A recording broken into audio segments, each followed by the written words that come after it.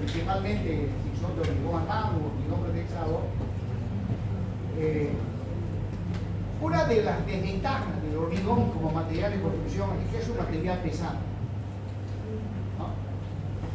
Y su peso es tal que el tamaño de los cimientos, más que todo, es para soportar el peso propio del edificio. El peso de las personas son como si fuesen una mosca allá arriba. Entonces, el tamaño de los cimientos, más que todo, es debido al peso propio de la estructura, ya que el hormigón es un material bastante pesado. De ahí que cuando diseñamos estructuras de hormigón armado, tenemos que ver la forma de reducir todo lo posible las dimensiones de vigas, de losas, de columnas, ¿no? Cuanto más se disminuya, menos peso, y por ende los cimientos también no van a ser muy grandes. Pero esa disminución de las dimensiones geométricas no hay que llevarlas a un extremo. Pues generalmente en algunos casos funcionamos como la alcaldía, ¿no? La alcaldía pone rompemuelles solamente cuando ha habido un accidente en la esquina y ha habido muertos, recién pone rompemuelles. Y no obstante que ha habido vecinos que han ido, han pedido que coloquen rompemuelles y nunca hacen caso. Pero ya viene, ¡boom!, el choque, sale en la prensa y recién le ponen el rompemuelles. Yo vivo sexto anillo de la avenida Beni, la circulación es tremenda y no teníamos semáforo ahí. Ya les cuento, una noche, era común escuchar eso. Bueno, que seguramente en el accidente sin mucho problema, pero hasta que ha habido, por ejemplo, se nos ha ido y recién la alcaldía puso semáforo. O sea, para que suceda algo bueno, parece que los seres humanos estamos esperando que suceda algo malo. Más o menos así sucede. Resulta que cuando empezamos a construir estructuras del tipo que estoy mostrando, los ingenieros reducieron al máximo el ancho del nervio, por ejemplo. Este ancho se redujo. Inclusive hicieron lo siguiente.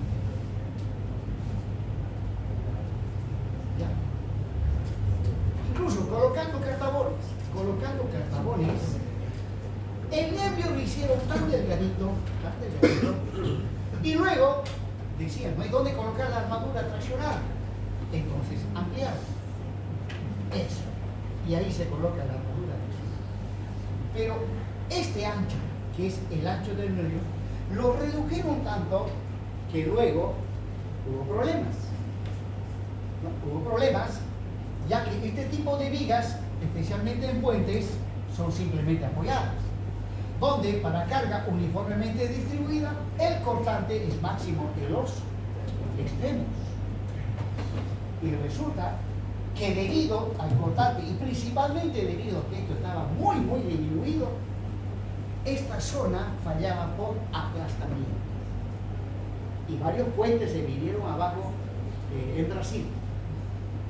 De ahí que ya los entendidos empezaron a estudiar el fenómeno y descubrieron pues que no era conveniente hacerlo muy delgadito esto, por cuanto viene una falla debido al cortante, que actualmente se conoce la falla por compresión oblicuo. Bueno, ahora ya hay límite a esto, se tiene que comprobar de que no tiene que haber la falla por compresión oblicuo. Pero en principio hubo esa falla, los puentes se vinieron abajo. Bueno, otro tipo de falla es el pandeo. Cuando las placas que tienen un espesor lo hacemos también muy reducido y la placa está trabajando a compresión, la placa puede fallar por pandeo. Ahí está el ancho efectivo, la altura total, el espesor de la placa, el vuelo eficaz y la luz. Bien. Para el caso de vigas de sección T exentas o aisladas, tenemos que HF, el espesor de la placa, para que la placa, cuando ella trabaje a compresión, no falle por pandeo. HF tiene que ser mayor o igual a B sub 1 sobre 8. HF tiene que ser mayor o igual a B sub 1 sobre 8. Con eso garantizamos de que la placa no ha de fallar por pandeo, ¿no? Obviamente, cuando el momento positivo. Porque cuando el momento es negativo, cuando el momento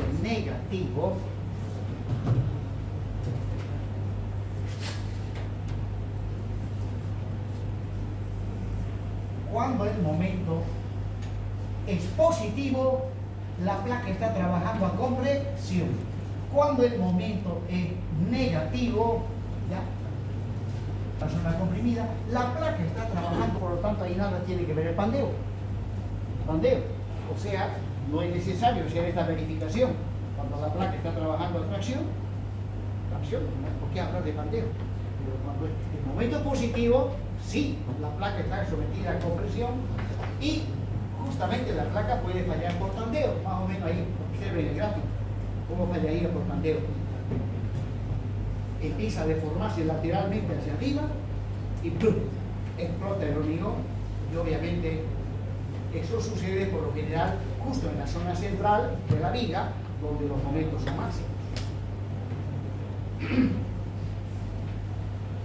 Luego, para una viguita simplemente apoyada, ¿será que los nervios pueden fallar por pandeo?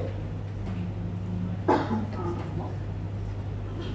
Tengo la placa, abajo está el nervio y el momento es positivo. ¿El nervio podrá fallar por pandeo? No, porque está atrás. Pero si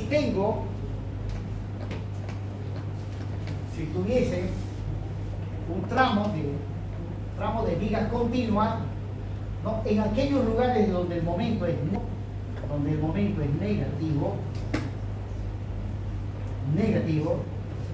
el nervio está comprimido. Y si el ancho del nervio lo hacemos muy reducido, también ha de fallar por pandeo. Entonces, en cuanto a nervio, también hay una limitación. B sub W tiene que ser mayor o igual a 1/8 de la altura total menos el espesor de la placa, ¿no? Y eso sucede cuando el momento es negativo. Y finalmente, cuando se tiene luces, ¿no?, entre apoyo, luces grandes, puede venirse el pandeo global de toda la estructura. Entonces, para ello hay una distancia que es L sub B, que tiene que ser menor o igual a 12 veces el ancho efectivo de la placa. Este último se aplica cuando las luces de las vigas son bastante grandes, por ejemplo 20 metros. Por si tengo una luz de 20 metros,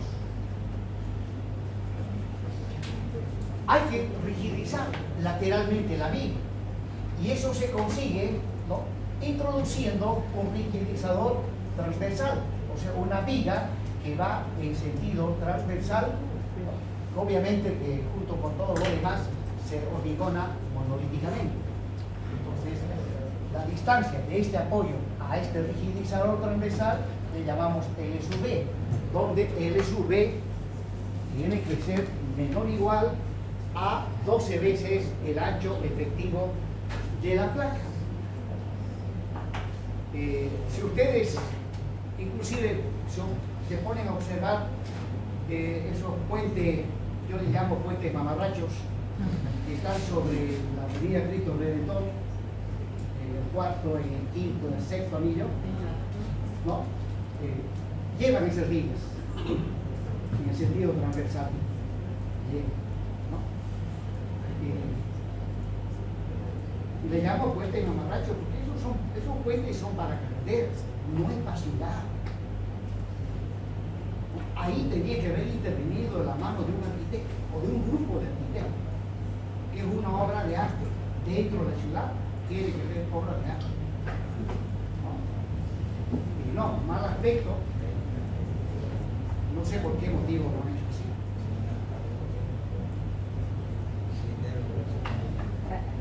Si alguien ha viajado últimamente a Cochabamba, ¿vieron los puentes de allá?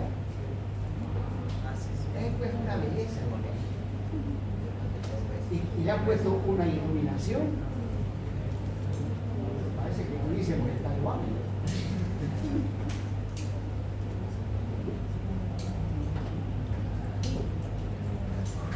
Ahí está el rigidizador, ya lo estoy mostrando ahí en la pantalla. LSV, distancia entre puntos de aflojamiento de la placa comprimida.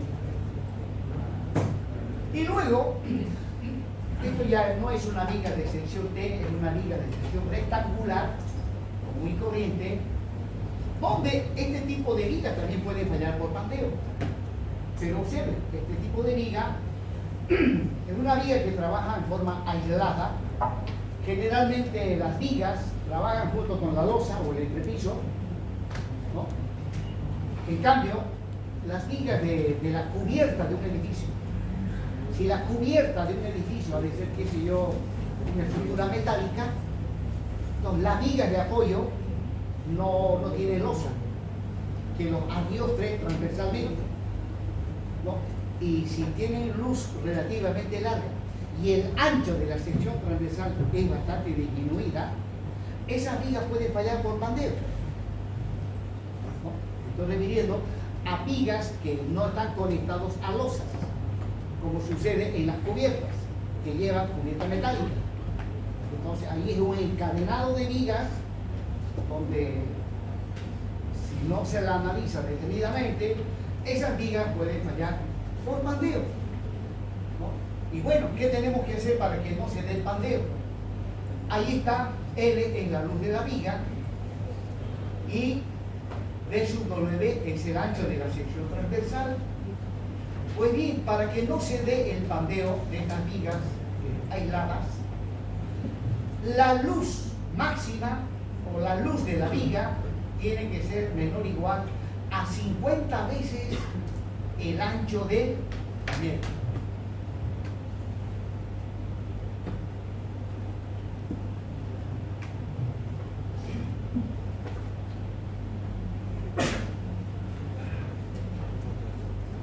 Las cubiertas metálicas, especialmente las que importa Synergy, que está en el tercer anillo, ¿no? Todo es de aluminio, son pues muy livianitas. De ahí que el encadenado de apoyo de vigas, colocarle vigas de 15 por 40 es súper por demás.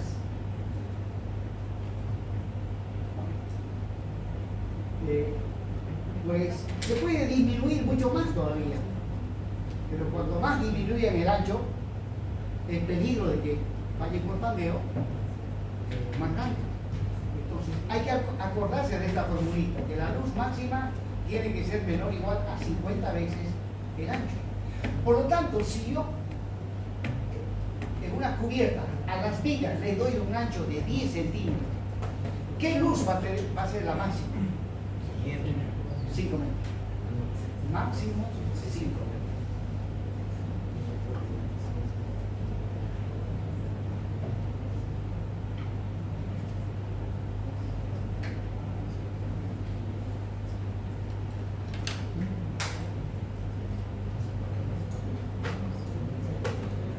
Me acuerdo en una oportunidad, en una obrita que estuve construyendo al frente del Cine Center,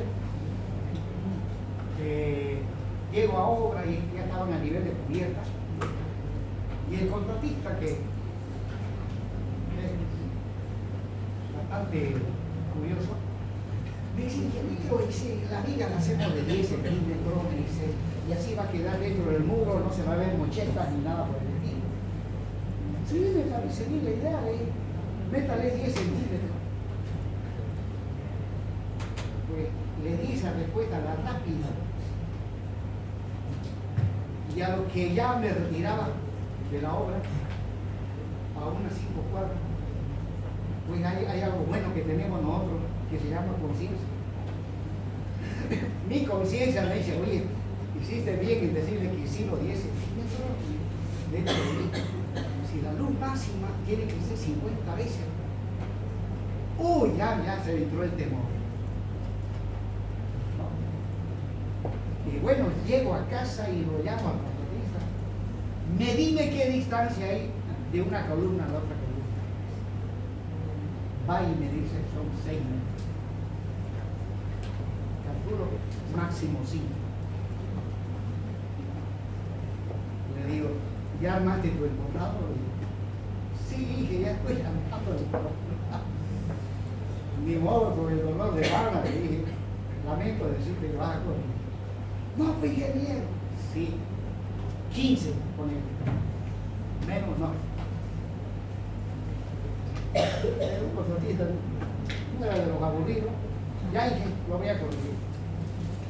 Me dice hacer doble trabajo por no pensar bien la decisión que tomé. Me perjudiqué un poco.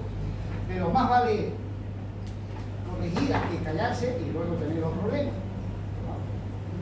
¿No? A veces uno se presenta en situaciones donde uno ha cometido un error y se calla. No, es lo peor. Por muy grave que sea el problema, hay que hablar. Hay que hablar. Porque al callarse, ustedes están complicándose más. Porque nadie es perfecto. Ni en obra siempre hay problemas. Si uno detecta y uno es culpable, hay que hablar inmediatamente.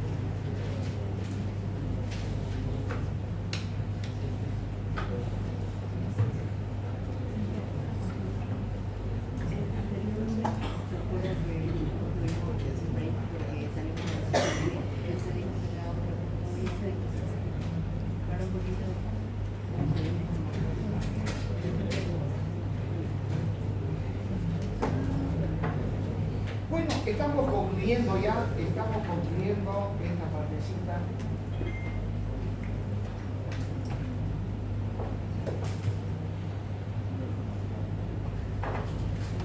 Bueno, acá voy a abordar un poco referente a lo que comúnmente se conoce como losas nervuradas y caseronadas, ¿no?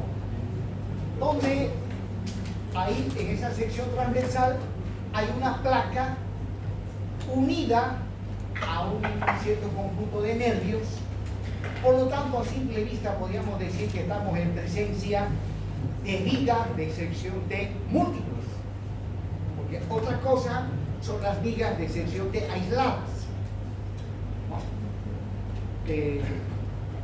Generalmente sobre la carretera hay unos puentecitos peatonales que construyen las alcaldías y son de sección T nomás, ¿sí?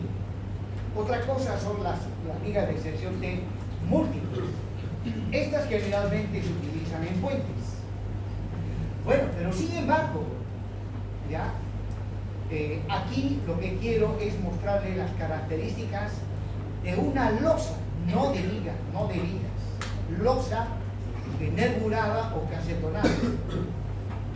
Y para que este tipo de estructura se la analice como losa, no como viga de sección T múltiple, las dimensiones geométricas de los nervios, de la altura total, el espesor de la placa y todo lo demás deben cumplir ciertos requisitos.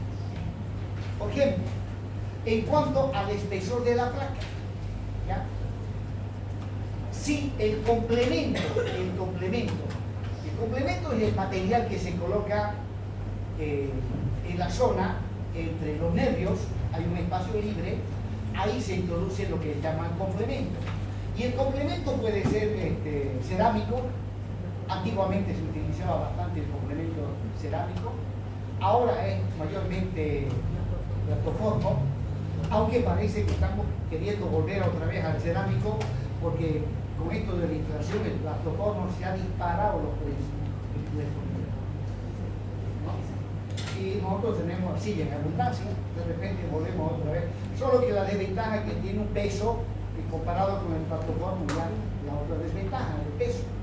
Bueno, si el complemento que se coloca es de cerámico, El espesor de la placa, ¿ya? Se elige el mayor entre los siguientes valores: 4 centímetros o A sobre 12. A es la distancia libre entre nervios, la distancia libre entre nervios. Normalmente esta distancia libre es 60 centímetros. 60 dividido entre 12 da 5 centímetros, ¿no? Por lo tanto, entre 4 y 5, el mayor es 5. Y ese sería el espesor del nervio. No, ese es el requisito que debe cumplir una losa, la placa de una losa casetonada. Luego, si el complemento es de plastoformo, entonces el espesor de la placa tiene que ser 5 centímetros o A sobre 12. Y nuevamente, generalmente A es 60 centímetros y voy a tener 5 y 5, y como verán, el espesor de la placa es 5 centímetros.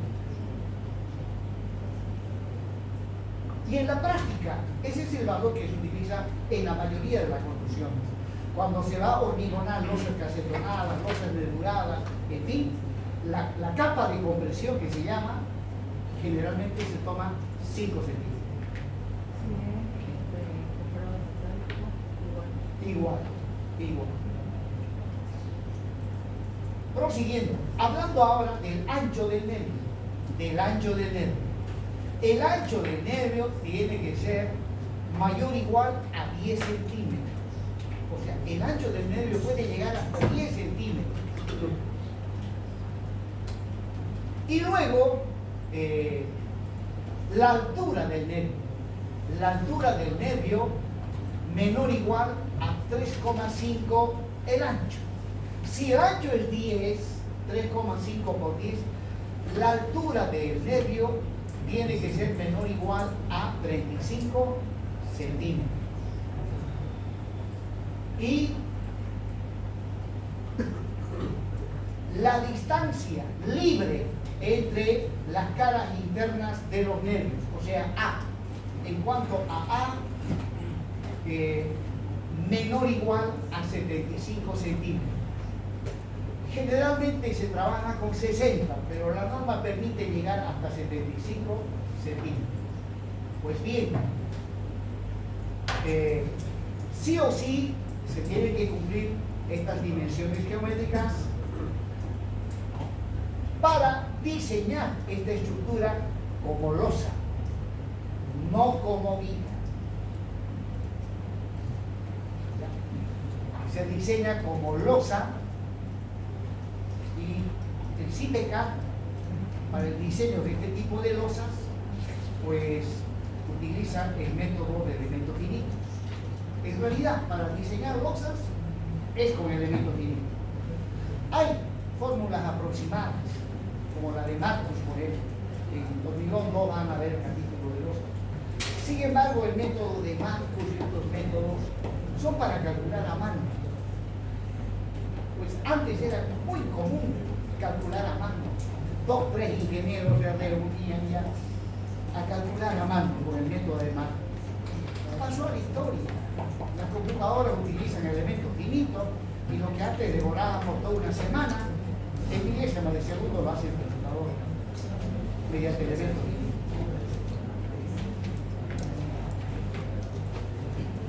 Dice, si no se cumple una de las condiciones, la 1, la 2 o la 3, entonces diseñar como vigas de sección T o vigas plana. Y con esto hemos concluido, jóvenes, el capítulo correspondiente a vigas de sección T. El día miércoles vamos a ver un ejemplo, vamos a dedicar a resolver un ejemplo de aplicación completito.